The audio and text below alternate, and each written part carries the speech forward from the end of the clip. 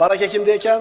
Ey, uyda kampir onasi, chol otasi bo'lganlar ko'chada tog' yeb o'tirmasdan uyda o'tiringlar. Olim aytgan mana bu narsani. Jab pulinglar ko'payib ketgan bo'lsa, uylarda o'tiringlar. Chunki baraka o'sha otanglardan, enanglardan.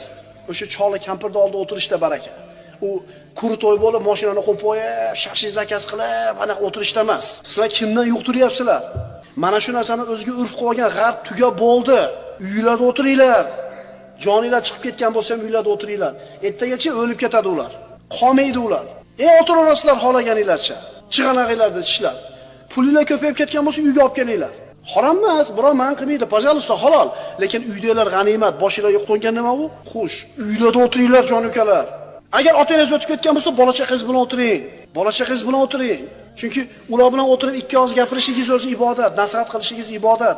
Sizga nisbatan mehr bo'lishi kerak, vallahi.